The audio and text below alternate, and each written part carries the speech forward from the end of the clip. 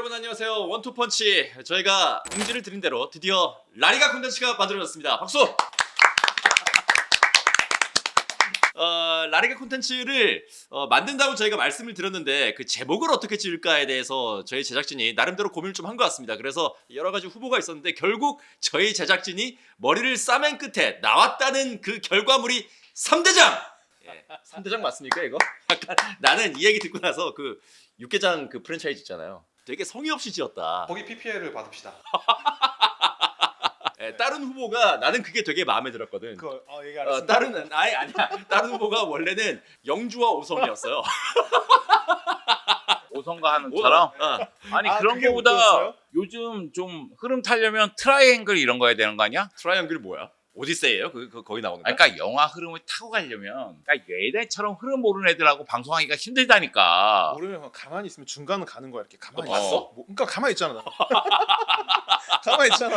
아니 안 볼 수도 있지. 아니 근데 이거까지 이게 설명해야 돼? 그 3대장이라 그래가지고 저희가 이제 뭐 레알 마드리드, 바르셀로나 그리고 아틀레티코 마드리드를 지지하는, 좋아하는 이런 사람들을 한 명씩 모아가지고 이렇게 만들었다 그러는데 지금 제 오른쪽에 계신 분은 제가 분명히 지난주에 아틀레티코 유니폼 입고 아틀레티코 선수단 사인 받으려고 돌아다니는 거 제가 봤거든요. 태세 전환 몰라? 그리고 흐름을 탈 줄 알아야지. 이강인 되게 팬이기 때문에. 박쥐 같은 분입니다 이분. 네, 이강인 팬이기 때문에 어쩔 수가 없습니다. 그럼 바르셀로나전에 이강인 선수가 골 넣으면 환호합니까? 아 환호하죠. 그런데 바르셀로나가 승리를 거둬야죠. 굉장히 좀 박쥐 같은 분입니다. 여튼 저희가 이 두 분을 모시고 함께 진행을 해보도록 하겠습니다. 송영주 해설위원이 뭐 원래 굉장히 유명한 꿀에 아니겠습니까? 네, 그렇습니다. 꿀의 광명 지부장 그리고 이분은 저희가 드디어 이제 실체를 발각을 시켰죠. 본인의 아들을 이제 레알 마드리드에 입단을 시키고자 야망을 불태우고 있는 김호성 해설위원 이 두 분과 함께 진행을 해보도록 하겠습니다. 안녕하십니까? 네, 안녕하세요. 예. 라리가 개막이 이제 얼마 안 남았습니다. 그리고 앞으로는 3위 안에 팀만 이야기하도록 합시다. 지난 시즌 기준으로. 데리고 와. 그럼 비아레알 데리고 오라고. 그리고 1위부터 가운데 앉혀야지. 여기 전국에 여기- 있는 이강인 팬들을 모두 다 적으로 돌릴 생각입니까? 아니 아틀레티코 마드리드가 내한했다고. 아니 오케이, 이강인이 아주 센터야. 이거 문제가 심각해. 이거. 아니 올 시즌 라리가는 무조건 이강인이 센터라니까. 아, 부정합니까? 그거 인정합니다. 그래. 그럼 네. 이런 얘기를 하면 안 되는 근데 거예요. 네가 이강인은 아니잖아. 나 입고 왔잖아 이렇게. 빙이 되어 있는 거야? 그래 입고 왔다고 나는. 인정하도록 하겠습니다. 자, 여튼 저희가 이렇게 세 팀의 대표라고 할 수 있는 저희 자칭 대표들이 세 명이 모여가지고. 근데 사실은 네. 그 각 팀 팬들이 이 방송 안 볼 수도 있어요. 누가 너희 보고 대표래? 이러면서. 우리 마음대로 대표지.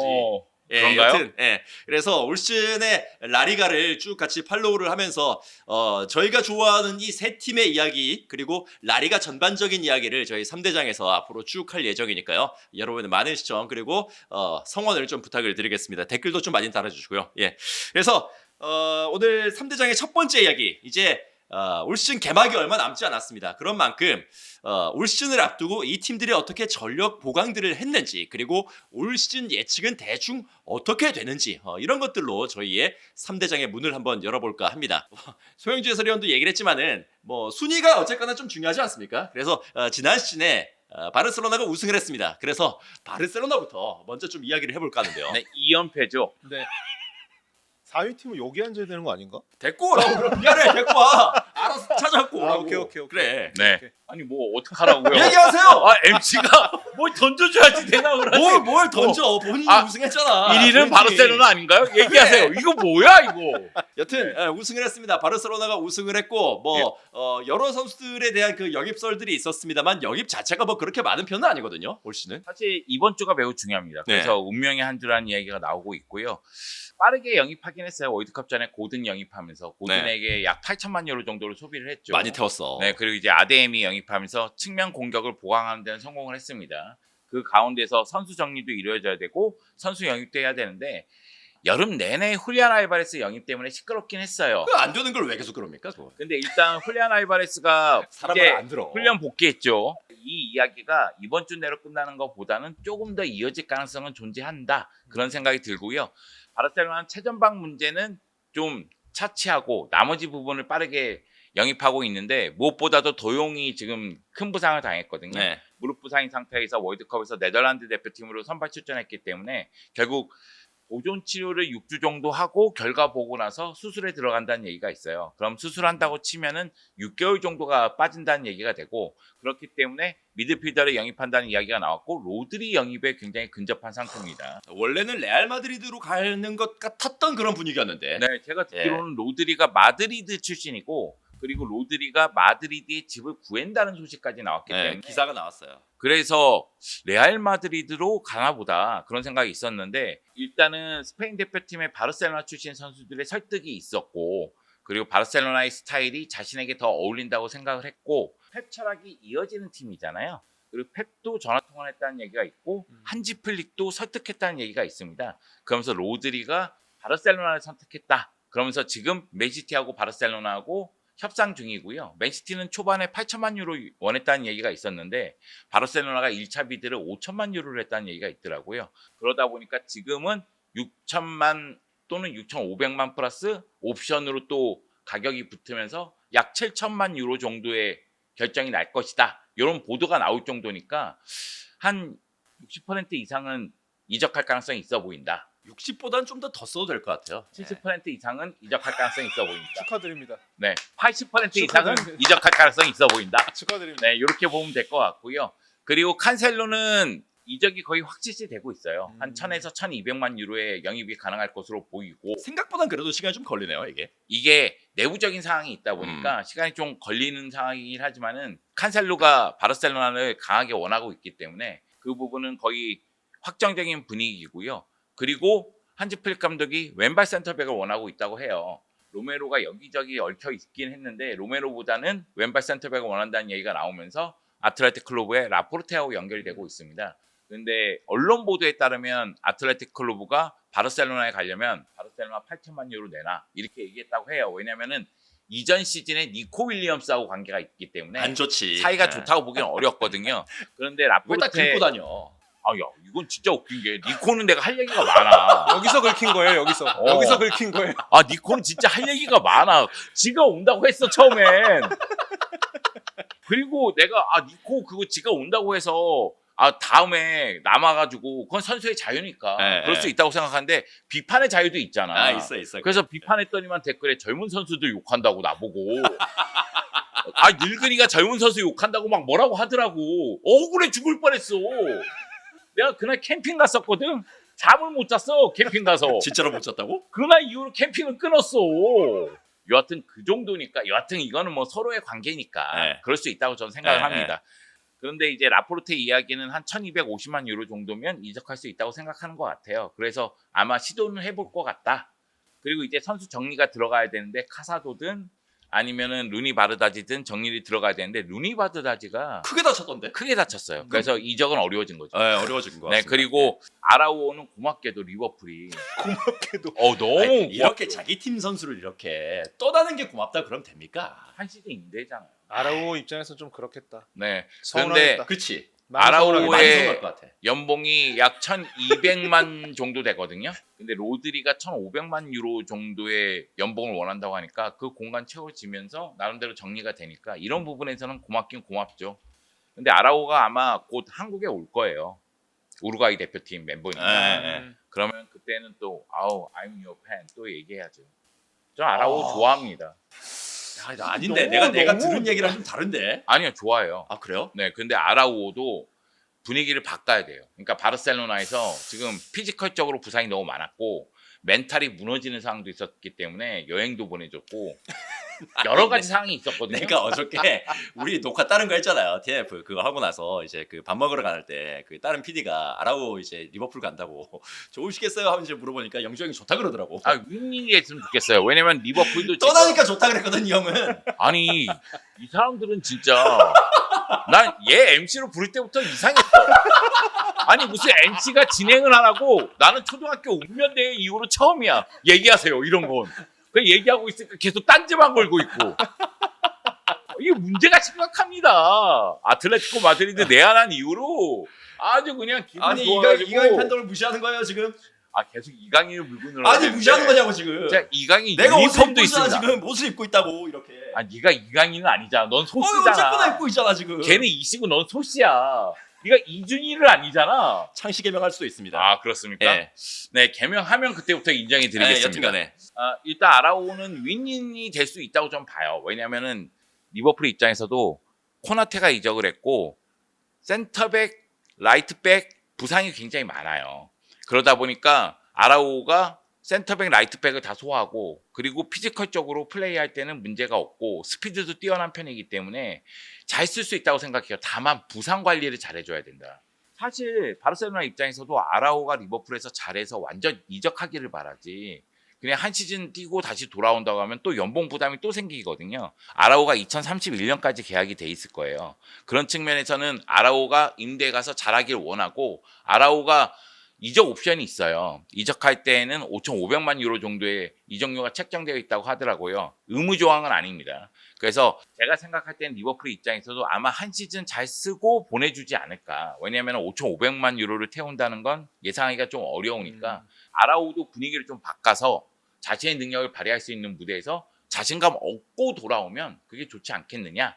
그게 제 생각이에요. 다만 임대 간 김에 완전 이적하는 것도 고려해 보자. 이게 본심이야 이게 이 형은. 아닙니다. 좋아하는 사람은 이렇게 떠나는 걸 원하지 않는데 그죠? 결혼했죠? 네. 네. 네? 결혼했죠. 했습니다. 네. 항상 붙어 있으면 행복합니까? 아 너무 행복합니다. 난 굉장히 행복한데? 네, 저도 그렇습니다. 근데 이렇게 인스타그램에는 항상 혼자 찍은 사진, 아니, 형식이랑 찍은 사진 이렇게 왜냐면 제가 댓글이 좋은 사람이 아니기 때문에 네. 와이프까지 좀 욕 듣고 그럴까봐 와이프를 보호하는 거예요. 평식이는 욕 먹으면 괜찮습니까? 아, 평식이는 몰라. 자기가 욕 먹는지. 그리고 중요한 건 걔가 강아지이기 때문에 걔도 나를 무시해요. 걔가 개무시를 하거든요, 저를. 그렇기 때문에 괜찮습니다.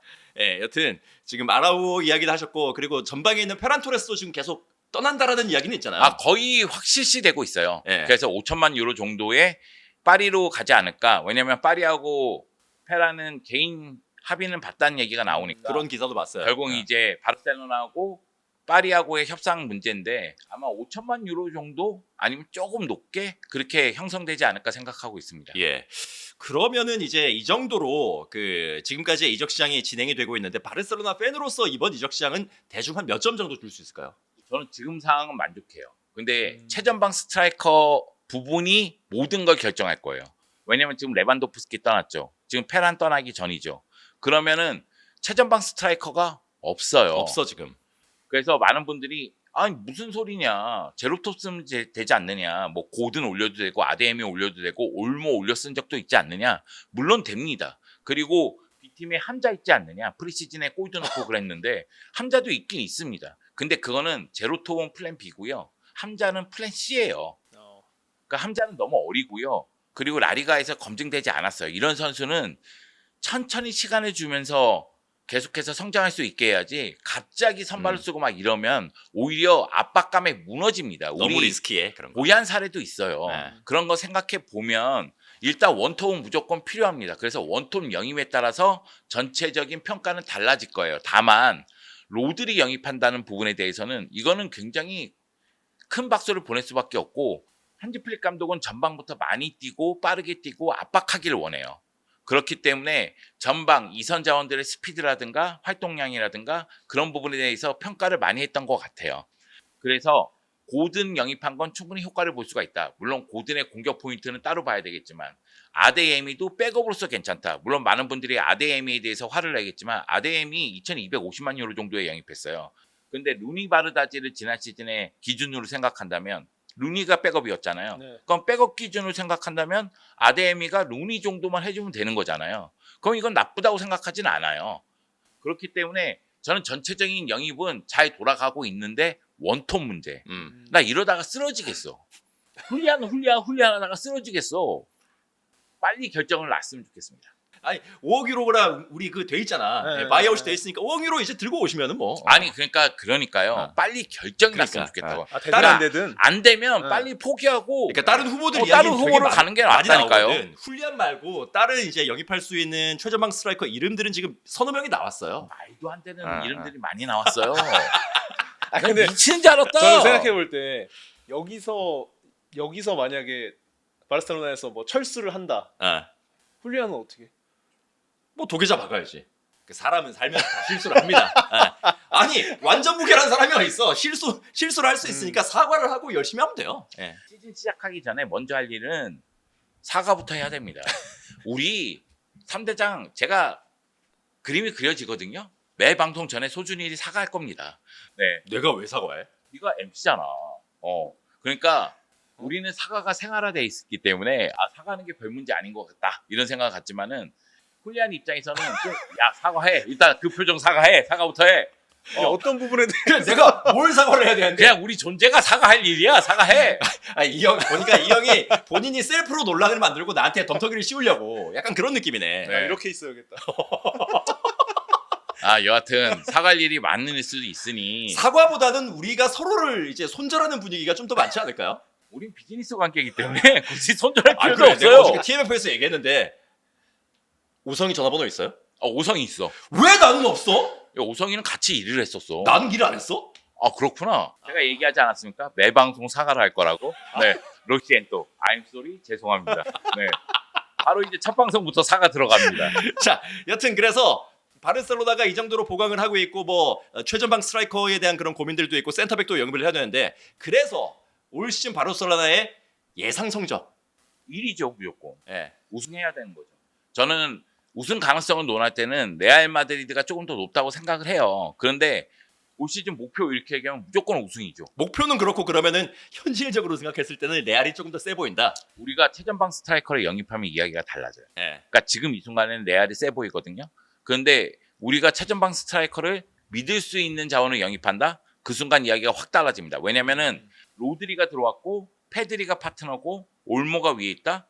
그런데 만약의 경우 베르날이 기대만큼 또 성장을 한다? 그리고 가비가 어디서든 제 역할을 해준다? 그럼 미들라인은 유럽에서 최강입니다. 맞아. 아니 제가 보기엔 미들라인은 전 세계 클럽 세계 중에 최강. 최강이에요. 그러면은 안정감은 가장 많이 가져갈 수가 있어요. 그래서 미들라인이 최강이면 결국 일관성은 계속 유지가 된다. 그러니까 일관성 부분만 본다면은 세 팀 중에 가장 좋습니다. 근데 바르셀로나를 상대하는 팀들은 다 라인을 내려요. 웬만한 팀들은. 그래서 공간을 안 주려고 해요. 그걸 파괴할 수 있는 힘이 있느냐의 문제거든요. 라민 야말 흔들어 놓을 수 있습니다. 고든이 빠르게 들어가면서 골을 넣을 수는 있어요. 그런데 공간이 없는 상태에서 공간을 만들어주는 역할, 수비를 좀 흔드는 역할, 그 가운데서 최전방에서 골을 넣어줄 수 있는 역할, 그런 원톱이 필요하다는 얘기입니다. 그래서 그 원톱이 영입이 된다면 그러면은 1순위는 바르셀로나예요. 근데 영입이 안 된다. 아니면 원톱이 기대만큼 좋은 선수가 아니다. 그러면 레알과의 경쟁은 더 뜨거워질 것이다. 네. 이렇게 보는 거죠. 어떤 선수를 그러면 바르셀로나 팬분들은 바라고 계신 거예요? 그러니까 뭐 예를 들어 뭐 가능성 이런 거 다 빼고 얘가 여기 왔으면 좋겠다 이런 거. 아니 가장 많이 얘기하는 건 훌리안이나 해리 케인이겠죠. 어. 그런데 그런 자원은 말이 안 되니까. 그리고 최근 보도가 뭐 훌리안 알바레스 실패하면 라우타로 노린다 이런데 라우타로 그건 말도 안 되는 얘기고. 왜 라우타로 왜? 그건 내가 보기에는 박찬호와 나를 이간질하기 위한 스페인 보도라고 나는 생각해. 여하튼 그건 말도 안 되는 얘기고.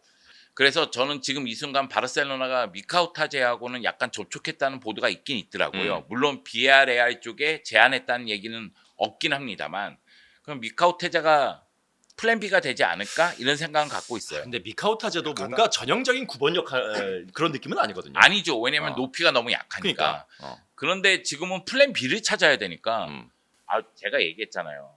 진짜 마음에 드는 선수들은 영입하기가 너무 어렵다니까요. 솔직히 바르셀로나 팬들 훌리안도 100% 만족 못해요. 왜냐면 그죠. 훌리안 월드컵에서 한 거 보고 지난 시즌 리그에서 한 거 보면 얘를 굳이 1억 유로 이상 주고 사야 돼? 이런 이야기가 많을 수밖에 없거든요. 근데 지금 그만한 자원이 또 없어요 시장에. 그러니까 계속 찌르고 있는 거예요. 네, 여튼 이렇게 바르셀로나의 올 시즌 여름 이적 시장에 대해서 송영주 해설위원의 이야기를 한번 들어봤습니다. 본인의 바람은 우승이다. 이렇게 말씀을 하셨는데 팀 목표는 트래블이에요. 당연히 그렇게 해야죠. 네, 당연히 그렇게 해야 되는 거예요. 자, 일단 바르셀로나의 이야기를 들어봤고 이제 지난 시즌 2위를 차지했던 레알 마드리드의 이야기입니다. 야 기다려.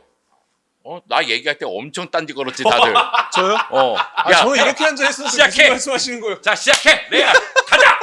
아니 근데 레알이 올 여름에 굉장히 많이 힘을 내 가지고 뭐 때리기가 되게 좀 힘들어. 너무 지금 힘을 많이 줬거든요. 아니야 털면 먼지 다 나와. 그리고 그래? 우선은 무리뉴 감독이 오면서도 그랬지만 지난 시즌 끝으로 뭐 카르발이라든지 알라바, 세바요스는 뭐 항상 뭐 이제 이런 이야기 나간다는 이야기들이 있었는데 안 나갔고 곤살루도 아르벨로와 따라 갔고 이제 마스탄토노도 피오렌티나 갔고 이제 이렇게 뭐 악성 제고까지는 아니지만 이 팀을 리빌딩 하는 데 있어서 좀 뭐 내보내기도 뭐하고 뭐 데리고 있기도 쓰기도 뭐하고 이랬던 선수들을 좀 잘 정리를 했던 것 같고요. 그리고 영입된 선수들이 이제 정말 필요한 선수들 뭐 쿠쿠레아라든지 오른쪽 풀백 둠프리스 뭐 코나테 베르나르도 실바 칼로스 SP 디오망데까지 앞서 송주 의원이 말씀해주신 것처럼 영입으로만 봤을 때는 너무 좋은 것 같습니다. 스스로 담았어. 네, 그리고 지난 시즌도 그랬고 그전 시즌도 그랬고 진짜 경기 중계하면서 막 답답했던 거 있잖아요. 다 상대 지역까지 올라가. 근데 뭐 창의성 떨어져. 짧은 패스 세밀함 떨어져. 결과적으로는 비니시우스나 뭐 음바페가 다리 2번 돌리고 옆으로 친 다음에 슈팅 때리고 다 블로킹 당하고. 그 결국에는 이도저도 안 돼서 내려서서 역습하는 비니시우스 막 스트라이커로 쓰고 막 이러다가 결국에 다 안 됐잖아. 솔직히 얘기해가지고 네. 지난 시즌 레알 마드리드 경기 팀적으로 보면 진짜 개 엉망이었거든요. 진짜 너무 답답했어. 그건 팀도 아닌 수준이었어. 사실. 진짜로. 근데 개개인의 역량이 워낙에 뛰어난 선수들이 있어가지고 이걸로 특정 선수들의 차력쇼로 이제 어떻게든 끌고 나오는 그런 경기들이 많았는데 그게 안 되는 날에는 그냥 뭐 셀타비고한테 치고 막뭐 이런 경기들이 나왔던 거지. 물론 이제 레알 마드리드라는 팀은 그렇게라도 뭐 경기를 하고 꼭 승리를 해야 되는 팀. 이제 원맨쇼 뭐 네. 선수들의 개인 기량으로 그런 걸 다 이제 찢어 발견해야 되는 팀이긴 하나. 그렇게 챔피언스리그 우승도 많이 했고. 근데 지난 시즌에 그것도 안 나왔잖아요. 네. 그런 게 너무 답답했는데 저는 풀백들 특히나 좀 속도를 낼 수 있는. 그러니까 감독이 뭐 인버티드를 쓰던 비대칭을 쓰던 뭐 이제 그걸 다 떠나서 기본적으로 풀백 위치에 있는 선수들은 기동력이랑 속도는 있어야 된다. 있는데 안 쓰는 거랑 없어서 안 쓰는 거랑 루제리처럼 그러니까 그거는 다른 거잖아요. 그러니까 어쨌든 뭐 양쪽에 다 신체적으로 좋은 선수들, 뭐 기술적으로도 좋은 선수들을 영입을 했고 이제 중앙 쪽에서 그 상대 딱 내려서 있을 때 창의적인 패스할 수 있는 베르나르도 실바라든지 뭐 이런 선수들 영입했고 스트라이커 저는 SP는 이번에 프리시즌에서 득점을 했는데 솔직히 잘 모르겠어요. 그러니까 제 기준에는 벤제마 정도의 연계, 슈팅, 속도 이제 이 정말 육각형의 선수가 레알 마드리드의 스트라이커다라는 이 인식이 있어서 SP에 대해서는 아직 의문점이긴 한데 뭐 그건 좀 지켜봐야 될 것 같고 그래도 곤살로보다 골 결정력이 조금만 더 좋다면은 팬들은 나름 만족하지 않을까. 어쨌거나 지금 음바페가 있는 상황에서 9번 스트라이커 백업 역할을 해야 되는 거잖아요. 그렇죠. 근데 네. SP는 좋은 영입이에요. 좋은 영입. 그러니까 레알 마드리드 입장에서는 매우 매우 좋은 영입이에요. 왜냐면은 어차피 선발은 음바페예요. 근데 음바페와 완전히 다른 스타일이에요. 194cm의 신장을 갖고 있고 공중볼에 강하고 그렇기 때문에 호셀로 같은 역할을 해줄 수가 있다. 이게 레알 마드리드 팬들의 기대감이고 오히려 이 선수가 등장을 하면서 결국은 엔드릭의 위치가 더 난해해졌기 때문에 엔드릭은 또 임대설도 나올 정도니까 그래서 엔드릭은 여기 이제 오늘 기준으로 오기 전에 남기로 했다라고 하고 이제 뭐 번호도 9번 받고 이렇게 했는데 어쨌든 엔드릭도 이제 약간 돌격형 같은 느낌이잖아요. 근데 이제 엔드릭이나 음바페처럼 좀 빠르게 뛰어가서 슈팅하고 이제 다이나믹한 이런 플레이를 할 수 있는 선수들이 있으면 저는 이제 그 부드럽게 연계할 수 있는 선수도 좀 하나 있어서 우리가 플랜 B로 갈 때 뭔가 경기의 플랜을 좀 바꿀 때 이런 선수의 역할이 좀 필요하지 않겠나라고 생각을 했었는데 SP가 이제 그런 역할들을 얼마나 해줄지 그리고 디오망데 제가 지난 시즌에 그 분데스리가 중계도 좀 했었는데 와 잘해요. 약간 그런 선수들 있잖아요. 그 중력을 거스르는 분명히 몸이 이쪽으로 왔다가 공을 접어놓고 일로 가야 되는데 이 체중이 쏠렸다 가야 되는데 그냥 이렇게 막 왔다 갔다 하는 애들 있잖아요. 약간 그런 스타일이고 오른쪽에서 이제 돌파해서 뭐 크로스도 할 수 있고 그런 마스탄토노가 이제 갔긴 했지만 뭐 이제 뒷담화는 아닙니다. 오른쪽에서 안으로 치고 슈팅을 하는 걸 나도 알고 너도 알고 다 아는데 매크로. 아는데 계속 그것만 해. 여기가 열렸어. 여기 이만큼 있는데 여기 3명이 막고 있는데 일로만 주구장창 가는 거야. 이런 거 말고 막혀 있으면 이쪽으로도 가고 해야 되는데 안 됐다. 그래서 이제 갔고 디오망대는 그게 됩니다. 양발을 이렇게 다 보고, 쓰니까. 네, 이쪽으로 가려다가 이렇게 막으면 그냥 일로 치고 들어가서 그냥 컷백으로 내가지고 득점하는 경우들이 되게 많았고 왼쪽에서도 뛸 수 있고 근데 이제 그 안토니오 누사라는 선수가 한 살 많은데 라이프치히에서 그 선수가 이제 왼쪽에 뛰고 있어서 오른쪽에 뛰었었는데 그 선수가 없으면 이제 뭐 왼쪽에서도 뛰기도 했었고 호드리고가 어쨌든 뭐 십자인대 부상으로 빠진 이후에 왼쪽에서 비니시우스도 안쪽으로 치는 거 다 알고 중앙에 음바페도 그렇게 하는 거 다 아는데 지난 시즌도 그냥 왼쪽이랑 중앙만 이렇게 딱 틀어 막으면 오른쪽에서 뭔가 변화를 줄 수 있는 그런 것들이 좀 없어서 좀 아쉬웠는데 어쨌든 세 군데면 조금 더 이제 분산도 되고 득점도 좀 많이 터질 걸로 예상이 됩니다. 그게 제일 답답했어요. 그 오른쪽에서도 뭐 카르발도 그렇고 이제 아놀드도 그렇고 막 빠른 풀백들이 전진해서 그러니까 내가 수비 입장에서 막아야 될 애가 둘이야. 그러면 이제 정말 부담스러운데 하나 정도? 어쨌든 얘는 안쪽으로 갈 거고 뒤에서 나오는 풀백 얘도 전진은 안 할 거잖아. 그냥 여기 어딘가에 있으면 여기서 다 해결을 할 거잖아. 근데 이제 뭐 개인 능력이 좋으니까 혼자 아니면 한 1.5인분 정도면 이거 다 막을 수 있는 거거든요. 그런 것들이 되게 답답했는데 오른쪽에서는 그런 것들이 한 번에 그냥 해결이 돼 버렸다. 해소가 됐다. 그래서 기대가 됩니다. 네.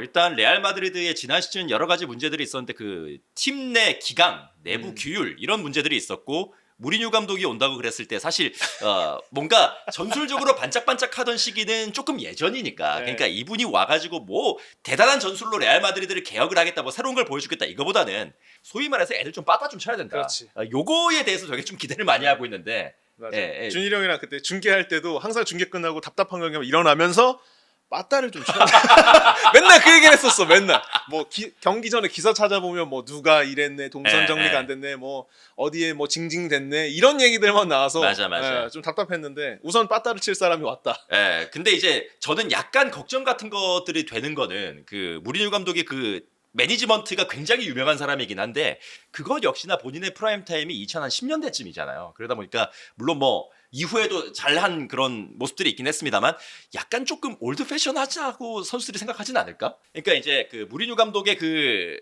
선수 매니지먼트 스킬이 지금도 잘 먹힐까? 라는 그런 걱정은 좀 있거든요, 저는. 되지 않을까요? 사실 스킬적인 부분이나 뭐 이제 말씀해주신 것처럼 뭐 예전에 뭐 잘 했었고 지금은 어떻게 할까 이제 이 부분보다는 전 세계적으로 찾아봤을 때, 네. 우리가 이제 감독 매물을 봤을 때 이 정도로 이 동선 정리를 잘 할 수 있을 만한 사람이 있나? 카리스마틱한 예, 사람이. 예. 그랬을 때는 제가 볼 때는 지금 시점에서는 정말 신의 한 수라고 예. 생각을 합니다. 여기도 윈윈이에요. 결국은. 왜냐면 무리뉴 감독이 벤피카에서 무패를 기록했다 할지라도 우승하는 데는 실패를 했거든요. 그러니까 무리뉴 감독은 서서히 내려오고 있었던 건 맞아요. 근데 레알 마드리드는 감독을 다시 불러서 효과를 많이 봤어요. 안첼로티라든가 지단을 2기 시절에 또 굉장히 효과를 많이 봤기 때문에 무리뉴 2기를 맡기는 거고 무리뉴 감독은 제가 느끼기에는 다시 스페셜 원이 될 생각인 거예요. 지금은 그렇게 해야지 본인. 우리가 생각할 때에는 그냥 기강만 잡고 과도기적인 과정을 거치면서 그런 거 없습니다. 제가 보기엔 선수 영입하는 거 보잖아요. 이번 시즌 다 우승하겠다는 자세예요. 그런 것 같아요. 제가 걱정하는 건 그 전술적인 그 능력이에요. 현대 축구 흐름에 있어서 무리뉴 감독이 확실히 힘을 발휘할 수 있느냐? 아주 간단한 예로 오른쪽 풀백 둠프리스하고 아놀드는 완전히 다른 스타일이에요. 네. 그러면 어떤 상황에서 아놀드를 쓰고 어떤 상황에서 둠프리스를 쓸 것이냐? 아니면 아놀드를 미드필더로 올릴까? 뭐 이렇게 생각도 가능하잖아요. 그런 측면에서 이 무리뉴 감독이 전술적으로 또는 선수 기용에서 어떤 변주를 주면서 현대 축구 흐름에 맞는 성적을 내는 모습을 보여줄지 이게 관건이라는 거죠. 제가 보기에는. 그러니까 여기는 문제는 그 교통 정리일 것 같아요. 네, 맞아요. 워낙에 좋은 선수들이 많이 있다 보니까 특히나 이제 뭐 아레더 길러 같은 선수를 또 어떻게 쓸 것인지 이런 것들도 보도가 좀 많이 나오고 있고 그러다 보니까 그 과정에서 선택을 받는 선수가 있을 것이고 선택을 비교적 좀 덜 받는 선수가 있을 텐데 그런 거 관리를 이제 좀 잘해줘야 될 것 같은 그런 생각이 듭니다. 제가 볼 때는 공격 라인은 정해져 있어요. 비니시우스, 음바페, 디오만데. 디오만데 정해져 있어요. 여기서 뭐 브라임 디아스를 백업으로 쓰든 SP를 백업으로 쓰든 나머지는 그냥 백업입니다. 세 명은 정해져 있어요. 근데 궁금한 건 미들 라인과 중앙 수비 라인이에요. 미드필더는 일단 벨링엄 한 자리 먹을 거고 네. 추아메니가 한 자리 먹을 것 같고 네. 이제 발베르데도 이제 먹어야 될 것이고 카마빈가도 지금 뭐 떠난다, 뭐 떠나려고 하고 있다, 뭐 이제 이런 이야기들이 좀 나오고 있어서 카마빈가는 본인이 떠나는 게 본인한테 더 좀 도움이 되지 않을까? 본인도 이제 약간 리프레시가 필요한 상황 같은데. 그렇죠. 제 생각도 본인이 떠나는 게 조금 더 지금 이 상황에서는 좋지 않겠나. 서로에게 더 좋을 것 같은 그런 느낌인데. 가장 중요한 건 베실바 활약입니다. 맞아요. 추아멘이 벨링엄, 발베르데일 가능성이 커요. 왜냐면 이 선수들의 그 사이즈를 봤을 땐. 근데 이 세 명의 선수를 보면 추아메니는 그냥 솔저고요.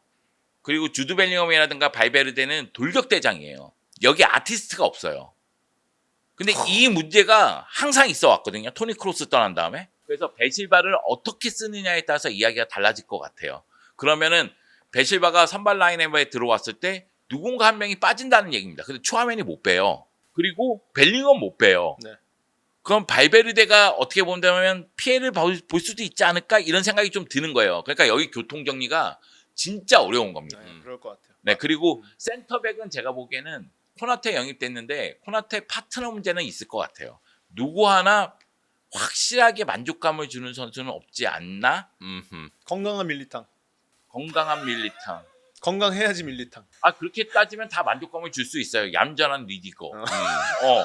그리고 정신 자주 가는 차린 리디거. 정신 차린 하이선.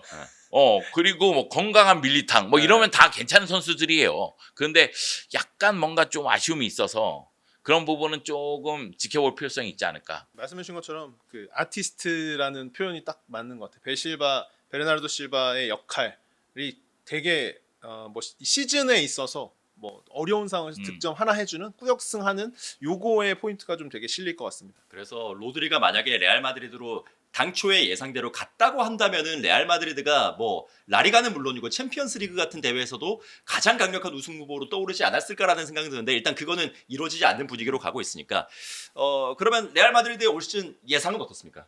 성적. 우승할 것 같습니다. 왜 눈치를 보면서 얘기해? 아니, 눈치 안 봤어요? 3대장 중에 한 명인데 왜 눈치를 봐? 왜 눈치를 봐? 당당하게 얘기해. 당당하게 얘기해.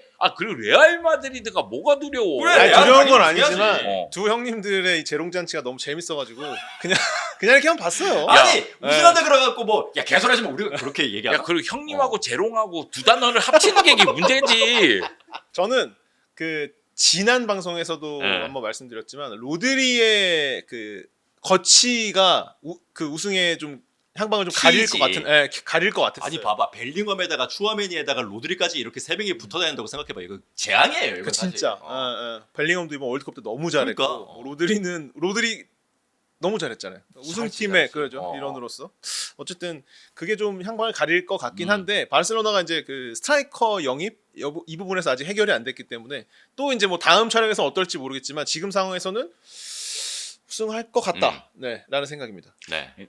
지난 시즌 기준으로 좀 말씀드리자면 세 팀 다 기대만큼 못한 거예요. 그러니까 바르셀로나는 수비 라인에 문제가 있었고, 그런데 이 문제를 어떻게 해결할지를 봐야 되는데 오히려 바르셀로나는 지금 원톱 문제가 더 크게 터져서 원톱 얘기를 한 거고, 저기 이제 감독 문제가 있고 팀 내부 문제가 있었단 말이에요. 그래서 바르셀로나도 수비가 흔들렸지만 저기가 더 안 좋았던 거예요. 네, 맞아요. 그러다 보니까 결국 우승 경쟁 자체도 상당히 어려웠고, 그리고 아틀레티코 마드리드는 얘기하지 않겠습니다. 그런데 왜냐하면 아틀레티코 마드리드가 너무 고생을 해서 4위까지 밀려났으니까 얘기하기는 좀 어려운 그런 측면인데 전체적으로 안 좋았어요. 그래서 이번 시즌에 다 바꿀 수가 있을까? 거기에 초점을 맞추고 있는 거예요. 그런 측면에서 굉장히 많은 노력을 하고 있는 건 인정을 해줘야 될 것 같아요. 레알 마드리드. 그리고 이번 시즌 유니폼이 이뻐요. 네, 핑크레알. 갑자기? 세컨도 이쁘고. 근데 이거 되게 예뻐. 아니 레알 마드리드를 보는 그 시선이 있잖아요. 아틀레티코 마드리드 팬으로서. 근데 되게 짜증 나는 것 중에 하나가 유니폼 너무 예뻐. 이번 항상 시즌 진짜 잘 나왔어. 항상 예뻐. 야, 네플셀로나 무시해? 이게 더 예뻐. 그래? 아니야. 두둥하고 넷플릭스 보는 그런 맛이 나잖아. 이게 더 예쁘다니까. 아이씨, 진짜 말이 안 통하는 애들하고 내가 지금 이게 예뻐. 이게 되게 오래 잘 나온 것 같아요. 이 네, 색깔. 핑크레알 인기 많습니다. 네. 예쁩니다. 네, 핑크레알 그리고 네플셀로나 그리고 아틀레티코 마드리드 가만히 보면 여기 무슨 그 아틀라티스 창처럼 네, 네. 화살 표시가 딱 있는데 가만히 보면 빠져들게 돼요. 예뻐요. 별게 없네요. 갑자기? 아니야. 내가 그 어제 개인 방송할 때 네. 그 새로운 래플 사인 받은 거나 아니면 새로운 래플 소개해 줄 때 아틀레티코 마드리드 예쁘다고 네. 계속 얘기했어요. 자, 여튼 예쁜 거 인정합니다. 바르셀로나와 레알 마드리드 이야기를 했고 이제 마지막으로 3위가 아니라 4위를 했던 아틀레티코 마드리드 비아레알 팬이 없는 관계로 이 자리에는 없는 관계로 3대장의 마지막 이제 또 아틀레티코 마드리드 이야기를 해야 될 것 같습니다. 사실 아틀레티코 마드리드는 앞에 있는 두 클럽보다는 조금 소박하죠.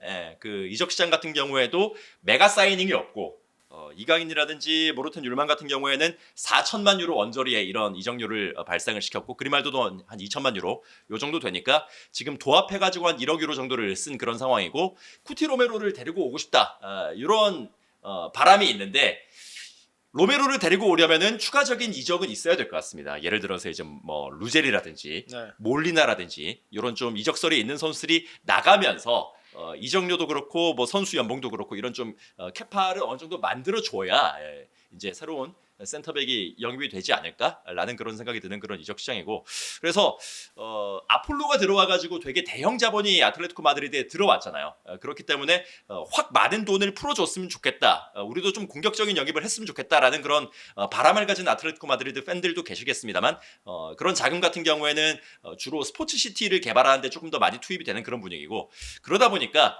아무래도 이 두 팀보다는 아틀레티코 마드리드는 언제나 그랬듯이 좀 가성비를 노리고 또 따라가는 입장에서 두 팀의 좀 허를 찌르는 그런 시즌을 바라봐야 되지 않을까 그런 생각은 드는 이번 여름 시장입니다. 그 아틀레티코 마드리드 이적 시장은 이번 여름만 보면 안 돼요. 왜냐하면 아틀레티코 마드리드가 이전 두세 시즌 돈을 굉장히 많이 썼어요. 1억 유로 이상 썼고 특히 지난 시즌 같은 경우에는 레알이나 바르셀로나보다 더 많은 돈을 썼기 때문에 레알 바르셀로나. 알았어요. 바르셀로나가 레알보다 훨씬은 아니지 조금 더 많은 돈을 썼습니다. 특히 레알보다 더 많은 돈을 썼다라는 것은 굉장히 좀 혁명적인 사건이었거든요. 그러니까 그거는. 제가 말씀드리고 싶은 건 그런 거예요. 바르셀로나는 선수 등록에 문제가 있었기 때문에 이적 시장에서 돈을 제대로 쓸 수가 없었고 아직도 좀 문제는 있습니다. 그러니까 레알 마드리드는 기조 자체가 베테랑 선수들은 FA로 영입하고 어린 선수들은 제 가격 주고 영입한다 이 기조가 있었기 때문에 사실 이적 시장에서 돈을 많이 쓰지 않는 걸 어느 정도 유지를 했어요. 다만 뭐 여름마다 한 명 정도는 빅사이닝 이게 이제 레알 마드리드의 이적 기조였단 말이에요. 근데 이제 저쪽은 두 시즌 무관이고 무리뉴 감독이 오면서 이번 시즌은 돈을 쓴 거예요. 그러니까 지금 2억 유로 이상 쓴 거고. 근데 아틀레티코 마드리드는 지난 두 시즌 리빌딩을 한다고 돈을 썼는데 성공한 선수가 많지가 않아요. 물론 저는 한치코라든가 이런 선수들 푸빌이라든가 매우 좋아하고 매우 잘한다고 생각합니다. 하지만 다른 선수들 보면 루젤이 문제 일으키고 있죠. 뭐 조니 카르도주라든가 알렉스 엠도 파이나도 뭐 완전 만족은 아니었고 네, 네. 알마다는 다시 보냈고 네. 이런 측면에서 보면은 돈을 썼지만 그만큼의 효과를 보지 못했단 말이에요. 그러니까 이번 여름에도 돈을 쓰기에는 좀 애매하긴 해요. 그래서 오랫동안 지켜보고 확실한 선수라고 생각하는 선수들을 영입한 거예요. 그래서 그리마이도라든가 히울만이라든가 이강인을 영입한 겁니다. 이게 그냥 잠깐 보고 영입한 게 아니라 오랜 기간 지켜보고 영입한 선수들이기 때문에 저는 영입 자체는 매우 잘했다고 생각해요. 다만 이적 시장에서 쓸 돈은 한계가 있다고 생각해요. 있죠. 아마도 대부분의 아틀레티코 마드리드 팬들도 새롭게 이제 로메로 같은 선수들이 오기 위해서는 루젤이라든지 몰리나가라든지 뭐 스르로트가 나갈지는 모르겠습니다만 이런 선수들이 좀 정리가 되고 나서 그 다음에 이제 좀 이루어질 수 있는 작업이라는 데는 다들 동의를 하실 거예요. 네. 전 논외의 얘기인데 제가 이번에 일본에서 온 아틀레티코 마드리드 광팬하고 1시간 이상 이야기한 상황이 있었거든요. 근데 그분이 시메오네 감독 평가를 할 때 너무 고마우신 분이고 팀을 상강에 올려놨기 때문에 그 공로를 인정하는데 떠날 때가 됐다고 생각한다고 얘기하더라고요. 근데 얘기를 나눠보니까 극티야. 대문자 티야. 근데 그분 얘기는 그거예요. 지난 시즌 코파델레 우승 못하면서 이제 시메오네 감독은 한계에 도달한 것이 아닌가 그런 생각이 좀 들었다는 거예요. 저 같은 경우에는 그게 전술적으로 한계에 도달했다 이렇다기보다는 그러니까 그 경기는 패배할 수 있어. 축구는 언제든지 뭐 이길 수도 있고 패배로 할 수 있는 거니까. 뭐 그건 그렇다 치고 저는 그 다음 경기가 되게 문제였다고 생각을 하거든요. 코파 지고 나서 셀타비고하고 경기를 아마 저희 둘이 중계 방송했을 걸요. 근데 그 경기가 시메오네 감독 부임한 이후에 이런 경기가 있었나 싶을 정도로 선수들이 너무 무기력한 거지. 정신적으로 애들이 선수들이 완전히 무너졌다라는 느낌을 딱 두 경기 받았는데 그게 코파델레이 결승에서 지고 나서 셀타비고전 그리고 챔피언스리그 아스날한테 패배하고 나서 결승 못 간 직후에 비아레알전 이 두 경기는 촐로의 시대가 이제 끝이 나는 건가? 선수들도 이제 더 이상 그 특유의 빠르티도를 하지 않는 건가? 라는 생각이 드는 상황이었었거든요. 근데 이 얘기를 드린 이유는 정반대 상황으로 좀 보자는 거예요. 시메오네 감독에게는 이제 시간이 유한해요. 그럼 시메오네 감독은 뭘 할까요? 자기가 할 수 있는 모든 걸 할 겁니다. 우승 트로피를 위해서. 그리고 아틀레티코 마드리드는 챔피언스리그 우승 경험이 없어요. 근데 지난 시즌 챔피언스리그 4강 올라갔습니다. 그럼 시메오네 감독 입장에서는 올인할 수도 있어요. 그러니까 아주 쥐어짜면서 이번 시즌은 시메오네 감독이 어떻게 해서든 성적을 내려고 할 거예요. 우승 트로피 어떻게 해서든 하나라도 들어야 된다. 그게 챔피언스리그든 코파든 라리가든. 그래서 올 시즌은 아틀레티코 마드리드 보는 맛이 있을 거예요. 여기서 가장 중요한 건 지공상에서 경기를 풀 수 있는 플레이메이커 역할을 할 수 있는 이강인의 존재인 것도 맞고요. 지난 시즌에 생각해 보면 그 항상 빠르띠도를 외치던 사람이 지난 시즌에 이제 그 준일이가 중계할 때 중간 중간에 중요한 대회들 중간 중간에 지난 시즌에 엄청나게 많은 그 유스 선수들을 데려다가 썼어요. 그래서 이게 맞나? 그리고 현지에서 기사도 그 시메오네 감독이 이야기하는 빠르띠도 우리 인터뷰할 때 항상 뭐 10개 물어보면 10질문 다 뭐 다음 경기 준비합니다. 이 얘기가 그냥 이렇게 좀 조크스럽게 끝낸 이런 것들이 있었는데 이제 그런 기자들이 시메오네 감독의 빠르띠도를 조롱을 하는 기사, 약간 조롱성 기사들. 아니 뭐 맨날 빠르띠도라며 오늘 왜 뭐 이런 거 냈어? 저기 가서 지고 이거 또 이렇게 뉴스 선수를 냈네 이런 기사들이 좀 있었거든요. 근데 지난 시즌 후반기 막판에 그 말씀하신 중요한 시기 때 조금 쥐어짠 느낌이 있는데도 결과가 안 좋았잖아요. 그래서 말씀하신 것처럼 올해 잘 하지 못하면 진짜 말씀하신 것처럼 좀 유한하고 올해가 마지막이지 않을까라고 생각하시는 팬분들도 지금 굉장히 좀 많이 있는 것 같아요. 저는 시메오네 감독이 지난 시즌에 바르셀로나를 상대하는 법을 터득했다고 생각해요. 그러니까 저희가 뭐 방송마다 여러 번 얘기했지만 훌리안, 그리즈만, 루크먼, 아드 시메오네면 미들 싸움 할 때는 훌리안하고 그리즈만이 내려와서 미들 싸움의 숫자를 맞춰줘요. 아니면 더 늘려놔요. 그리고 공격을 전개할 때는 바르셀로나가 라인 올리니까 뒷공간을 파고들 때 4명이 다 뛰어 들어가요. 그러면 훌리안, 그리즈만, 루크먼, 시메오네가 동시에 다발적으로 들어간단 말이에요. 그러면서 득점 기회를 맞이하고 득점하는 모습이 있어요. 근데 올 시즌 같은 경우는 그리즈만은 떠났어요. 그러면 최전방에 훌리안을 잡는다고 치면 훌리안과 그의 파트너 그리고 루크먼하고 아드 시메오네는 가능해요. 그럼 바르셀로나 상대로 저는 충분히 성적을 낸다고 생각해요. 바르셀로나가 라인을 내리는 팀이 아니니까. 그런데 마드리드 더비를 한번 생각해 보면 무리뉴 감독은 상황에 따라서는 라인을 올리기도 하고 내리기도 할 거예요. 그러면 라인을 올릴 때야 지금 같은 이야기가 다 적용이 되겠죠. 근데 라인을 내렸을 때는 어떻게 할 것이냐. 그리고 우승을 다투지 않는 오히려 10위권 밑에 팀들은 원정에서 아틀레티코 마드리드 상대할 때 다 가둬 올립니다.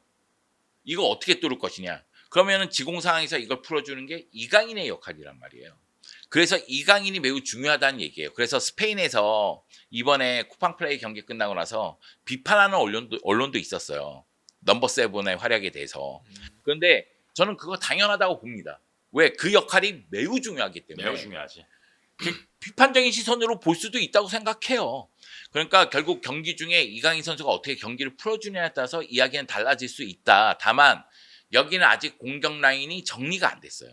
그래서 수비 라인도 빨리 정리할 필요성이 있어요. 왜냐면 공격 라인은 시간이 걸릴 것 같아.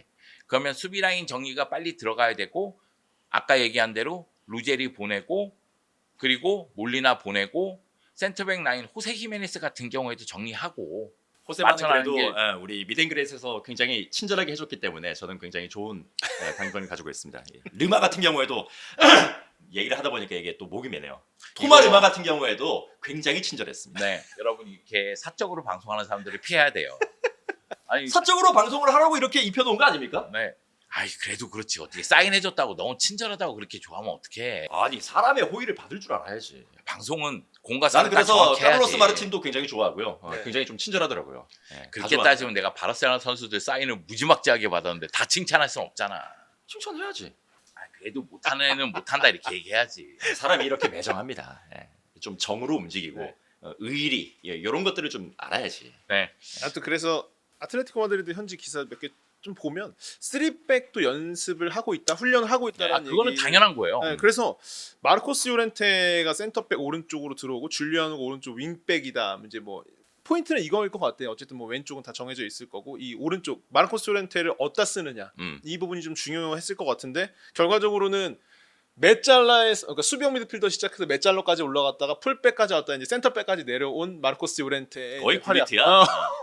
그래서 아직 뭐 30이 넘었는데 시메오네는 항상 이제 성장하고 있다 항상 뭐 이렇게 이야기를 하고 있는데 이 얘기를 드리고 싶어요. 아틀레티코 마드리드의 기본 전술은 4-4-2라고 봤을 때 그냥 4-4-2라고 그냥 간단하게 봤을 때 시메오네 감독은 변칙적으로 3백으로 변화를 많이 줍니다. 공격적으로 갈 때 3백으로 많이 줘요. 그러니까 결국은 오른쪽 라인에 윙어로 시메오네를 쓰든 아드 시메오네 아니면은 요렌테를 쓰든 동시에 쓰든 이게 가능하다는 얘기예요. 그러면은 3백으로 먼저 구성한다고 치면은 3백에 한치코, 푸빌, 요렌테가 오고 오른쪽 윙백에 결국 아드시메오네가 오고 그 앞쪽에 이강인이 있는 겁니다. 그럼 이강인이 중앙으로 들어오면서 밀려 올라가는 거예요.